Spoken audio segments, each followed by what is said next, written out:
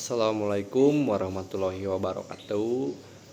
Izin memperkenalkan diri, nama saya Akmal Jailani dengan NIM 2311038. Di sini saya akan menjawab soal-soal dari studi kasus Abdul. Tugas mata kuliah Etika dan Profesi dengan dosen pengampu Bapak Iqbal Jamaluddin. Di sini saya sudah membaca contoh soal studi kasus Abdul tersebut, namun di sini saya akan membacakan soal-soalnya kembali gitu ya. Yang pertama ada prinsip etika profesi yang dilanggar oleh Abdul. Ada empat prinsip ya. Yang pertama ada privasi, karena Abdul itu melanggar hak pribadi orang lain. Yang kedua ada tanggung jawab, yang ketiga ada integritas, dan yang terakhir ada profesionalisme. Lalu, mengapa prinsip tersebut harus dijaga? Nah, di sini adalah jawaban dari 4 prinsip dari nomor 1 tersebut ya. Yang pertama ada privasi, agar hak dan privasi orang lain itu terjaga dan terlindungi. Itu jawaban prinsip yang pertama. Lalu selanjutnya ada tanggung jawab, agar mencegah penyalahgunaan teknologi. Yang ketiga ada integritas, jadi menjaga kepercayaan dalam penggunaan sistem. Dan yang terakhir ada profesionalisme, jadi menghindari dampak negatif bagi individu maupun masyarakat. Nah, yang ketiga itu ada contoh kasus pelanggaran tiap prinsip. Prinsip yang pertama ada privasi.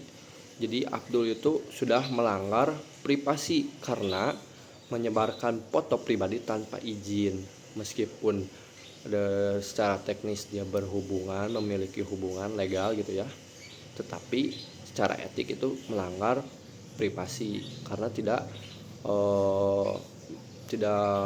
mempunyai izin Abdul itu. Yang kedua ada tanggung jawab, memakai akun orang lain untuk kepentingan pribadi. Jadi Abdul itu sudah memiliki akun pacarnya tersebut, namun dia itu menyalahgunakan akun itu dengan kepentingan pribadi. Jadi penyalahgunaan sistem itu masuknya. Yang ketiga integritas. Nah, ini integritasnya sudah tercoreng karena menyalahgunakan akses yang sah. Jadi sudah diberi kepercayaan, namun dia memakai akun untuk kepentingan pribadi gitu. Jadi itu sudah melanggar integritas. Yang terakhir ada profesionalisme, membocorkan data penggunaan atau klien. Jadi secara profesionalisme, secara etisnya itu sudah membocorkan data pengguna atau klien. Jadi penjelasan singkat tentang studi kasus Abdul untuk menjawab nomor 4. Jadi meskipun Abdul tidak melakukan hacking karena memakai akun dan password yang benar, tindakannya tetap tidak etis karena menggunakannya tanpa izin gitu ya. Jadi mengunggahnya itu tanpa izin, meskipun dia punya akses tapi dia tidak punya izin. Jadi sudah melanggar gitu ya. Meskipun masuknya legal karena memiliki akses, karena keterikatan hubungan relationship gitu ya, tetapi secara etis itu tidak sah karena mengunggahnya tanpa izin. Ini menunjukkan bahwa dalam etika yang dinilai bukan hanya cara mendapatkan akses, tetapi juga bagaimana menggunakan akses tersebut. Meskipun kita sudah memiliki akses untuk masuk, tetapi kita harus memakai etika bagaimana menggunakan akses tersebut. Contoh misalkan Abdul itu mempunyai akses masuk ke dalam itu kan legal. Nah, kalau bagusnya itu kan beretika gitu, izin dulu kepada sang pemilik akun.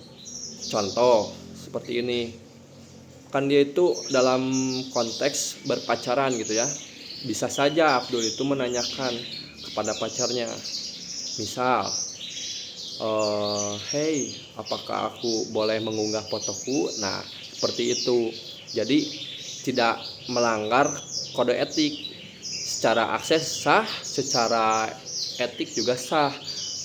Bila mana itu si ceweknya itu menyetujui Abdul untuk mengunggah fotonya pribadi.